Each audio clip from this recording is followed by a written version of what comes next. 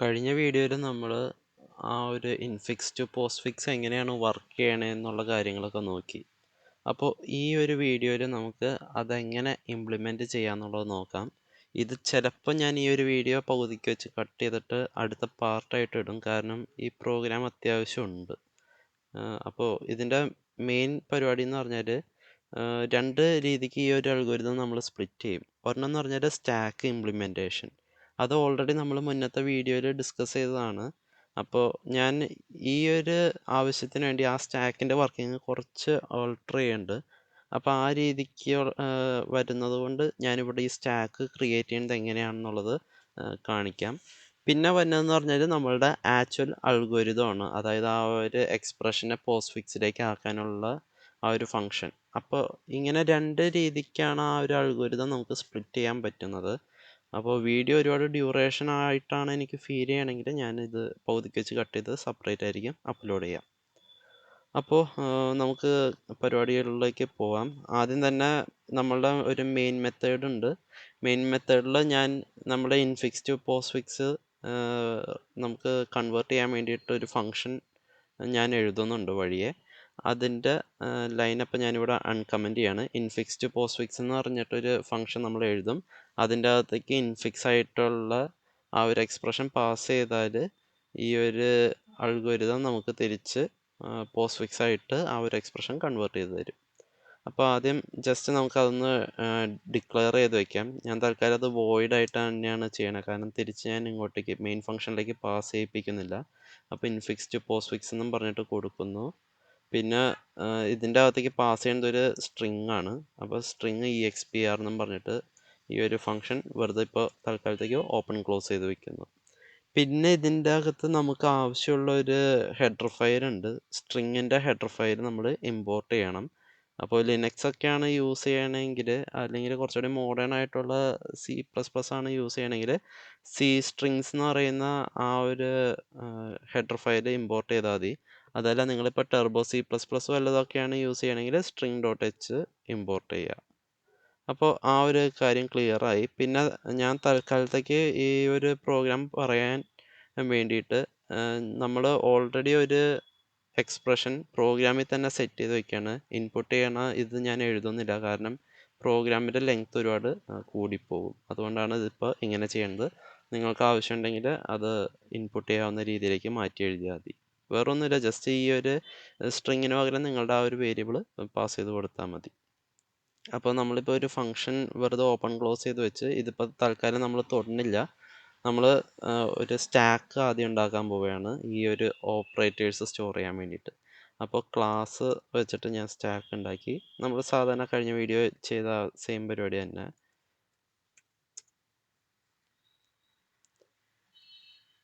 അപ്പോൾ ഇതിൻ്റെ അകത്ത് നമ്മളൊരു പോയിൻ്റർ ഉണ്ട് ടോപ്പ് എന്നും പറഞ്ഞിട്ട്, അത് ഡിക്ലെയർ ചെയ്യാണ്.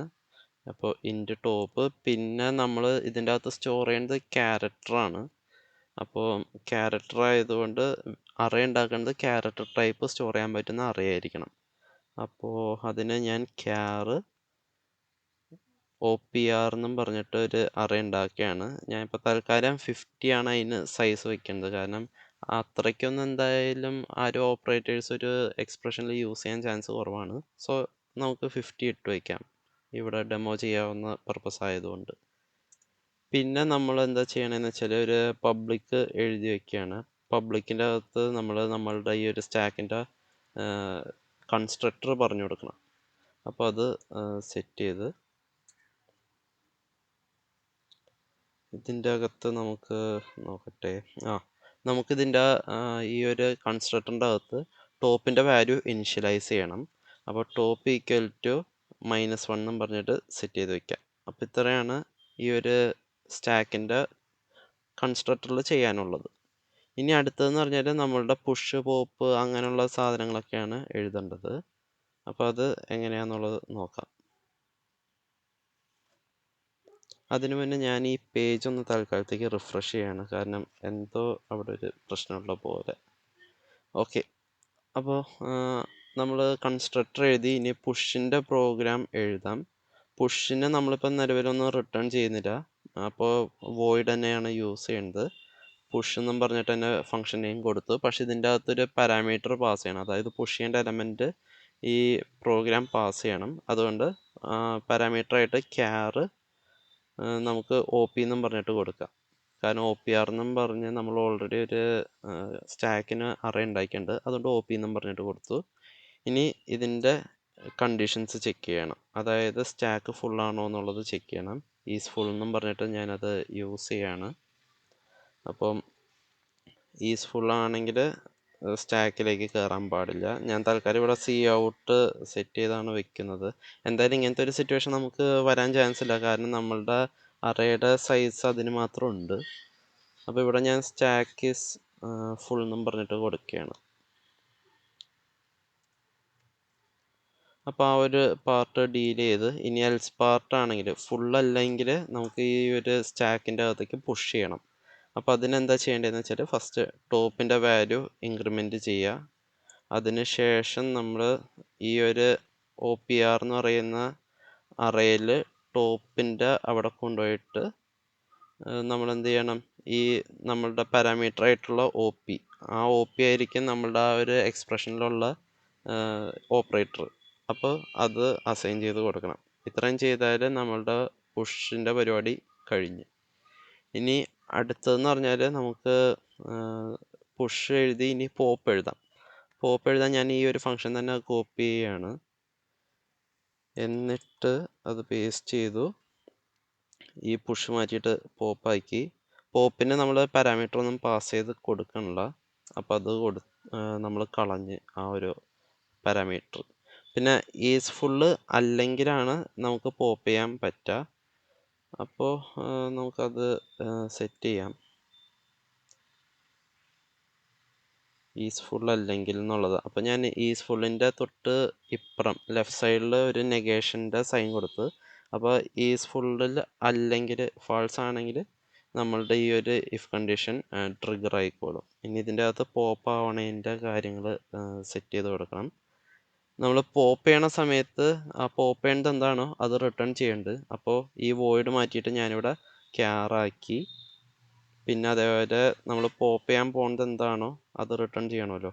അത് സ്റ്റോർ ചെയ്യാൻ വേണ്ടിയിട്ട് ഒരു ടെമ്പററി വേരിയബിൾ ക്രിയേറ്റ് ചെയ്ത് ക്യാർ ഒ പി എന്നും പറഞ്ഞിട്ട്, എന്നിട്ട് അതിനെ ഈക്വൽസ് എന്താ ചെയ്യണമെന്ന് വെച്ചാൽ ഇപ്പോൾ ഒ പി ആർ എന്ന് പറയുന്ന അറേയിലുള്ള ഏറ്റവും ടോപ്പായിട്ടുള്ള വാല്യൂ എന്താണോ, അതായത് അതിനെയാണല്ലോ നമ്മൾ പോപ്പ് ചെയ്യാൻ പോകണേ. അപ്പോൾ ആ ഒരു ഇതിനെ ഈ ഒ പി എന്ന് പറയുന്ന വേരിയബിളിലേക്ക് സ്റ്റോർ ചെയ്തിട്ട് അത്രയും സെറ്റ്. ഇനി അടുത്ത പ്രൊസീജിയർ എന്ന് പറഞ്ഞാൽ ടോപ്പിൻ്റെ വാല്യൂ നമ്മൾ ഡിക്രീസ് ചെയ്യണം. അപ്പോൾ അതിന് ടോപ്പ് മൈനസ് ഈക്വൽ ടു 1 എന്നും പറഞ്ഞിട്ട് കൊടുത്തു.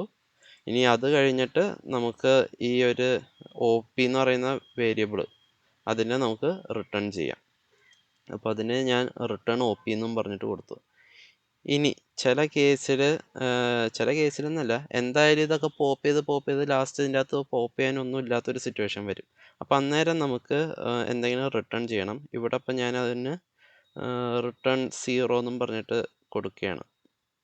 അപ്പോൾ ആ ഒരു പരിപാടി കഴിഞ്ഞിട്ടുണ്ട്. പോപ്പും തീർത്ത് പിന്നെ അതേപോലെ പുഷും സെറ്റ് ചെയ്തിട്ടുണ്ട്. ഇനി ഈസ് ഫുൾ എന്ന് പറയുന്ന ആ ഒരു ഫംഗ്ഷൻ എഴുതണം.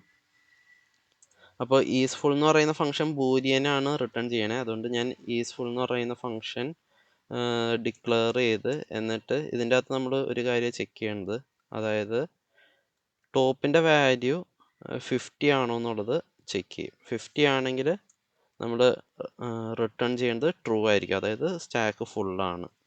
അതല്ല എങ്കിൽ നമ്മൾ റിട്ടേൺ ഫാൾസ് ചെയ്യും.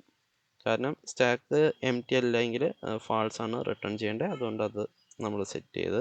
അപ്പോൾ ഈസ് ഫുള്ളും റെഡി ആയിട്ടുണ്ട്. ഇത്രയും കാര്യങ്ങൾ നമ്മൾ മുന്നേ ഉള്ള വീഡിയോസിൽ ഡിസ്കസ് ചെയ്തതാണ്. എനിക്ക് തോന്നുന്നത് പോപ്പിന് നമ്മൾ ഈസ് എം ടി എന്നും പറഞ്ഞിട്ടൊരു ഫംഗ്ഷൻ എഴുതിയിട്ടുണ്ട്. പക്ഷേ ഇവിടെ ഞാൻ ഈസ് ഫുള്ളിൻ്റെ നെഗേഷൻ യൂസ് ചെയ്യുന്നതുകൊണ്ട് സെപ്പറേറ്റ് ഈസ് എം ടി എന്ന് പറയുന്ന ഫംഗ്ഷൻ എഴുതേണ്ടി വന്നില്ല. അത് എളുപ്പപ്പണിയാണ് ഞാൻ ചെയ്തത്. അപ്പോൾ അത് ഓക്കെ. പിന്നെ നമുക്ക് വേണ്ടത് എന്താണെന്ന് വെച്ചാൽ ഗെറ്റ് ടോപ്പ് എന്നും പറഞ്ഞിട്ടൊരു ഫംഗ്ഷൻ ഉണ്ട്. അതും ഈ പറഞ്ഞ പോലെ ക്യാരക്ടർ ആയിരിക്കും റിട്ടേൺ ചെയ്യേണ്ടത്. ഇതെന്തിനാന്നുള്ളത് പ്രോഗ്രാമിൻ്റെ ഇടയിൽ ഞാൻ പറയാം. അതായത് നമ്മുടെ അൽഗോരിതം വന്നില്ലേ, അന്നേരം ഞാൻ പറഞ്ഞുതരാം. ഇപ്പം ഇത് ജസ്റ്റ് മനസ്സിലാക്കി വയ്ക്കുക. ഇതെന്ന് പറഞ്ഞാൽ ഇത്രേ ഉള്ളൂ. ഈ ഫംഗ്ഷൻ കൊണ്ട് ഉദ്ദേശിക്കണമെന്ന് പറഞ്ഞാൽ ഇപ്പോൾ സ്റ്റാക്കിൻ്റെ ടോപ്പിൽ എന്താണോ അത് റിട്ടേൺ ചെയ്യുക. നമ്മൾ പോപ്പ് ചെയ്യുമ്പോൾ എന്ന് പറഞ്ഞാൽ റിട്ടേൺ ചെയ്യും, അതിൻ്റെ ഒപ്പം ഡിലീറ്റും ചെയ്യും. ഇത് ജസ്റ്റ് റിട്ടേൺ ചെയ്യുള്ളൂ. അപ്പോൾ അതിന് ഞാൻ എന്താ ചെയ്യണമെന്ന് വെച്ചാൽ ഈ ഒരു സെയിം കണ്ടീഷൻ ഫുള്ളാണോ അല്ലേ എന്നുള്ളത് നോക്കും. അപ്പോൾ ഫുള്ളല്ലെങ്കിൽ നമുക്ക് എന്താ ചെയ്യേണ്ടതെന്ന് വെച്ചാൽ ആ ഒരു OP റിട്ടേൺ ചെയ്താൽ മതി. ഇനിയിപ്പോൾ ഫുള്ളാണെങ്കിൽ നമുക്ക് റിട്ടേൺ 0 കൊടുക്കാം. കാരണം അവിടെ അങ്ങനെ ഒരു ഓപ്പറേറ്റർ ഇനി എടുക്കാനില്ല എന്നുള്ളത് ഐഡൻറ്റിഫൈ ചെയ്യാൻ വേണ്ടിയിട്ട്. അപ്പോൾ ഇത്രയും കഴിഞ്ഞാൽ നമ്മളുടെ സ്റ്റാക്ക് ഏറെക്കുറെ റെഡി ആയിട്ടുണ്ട്. ഇനി ഇതൊന്ന് റൺ ചെയ്ത് നോക്കാം എറർ എന്തെങ്കിലും ഉണ്ടോ എന്നുള്ളത്. ഓക്കെ, ഇവിടെ ഒരു എറർ ഉണ്ട്. ഇതെന്താ സംഭവം എന്ന് വെച്ചാൽ ഈ ഡബിൾ കോട്ട്സ് എന്ന് പറഞ്ഞാൽ സ്ട്രിങ് ആയിട്ടാണ് കൺസിഡർ ചെയ്യുക. സിംഗിൾ കോട്ട് ആണെങ്കിൽ അത് ക്യാറായിട്ട് കൺസിഡർ ചെയ്യും. ആ ഒരു എററാണ് രണ്ടിടത്തും വന്നിട്ടുണ്ട്.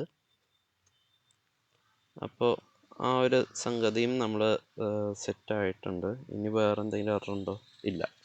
അപ്പോൾ ആ എറർ എല്ലാം നമ്മൾ ഫിക്സ് ചെയ്ത് ഇപ്പോൾ ഇത് അത്യാവശ്യം വർക്കിംഗ് ആണ്. ഇനി അടുത്ത പാർട്ട് എന്ന് പറഞ്ഞാൽ ഇൻഫിക്സ് ടു പോസ്റ്റ് ഫിക്സിൻ്റെ അൽഗോരിതം എഴുതാനാണ്.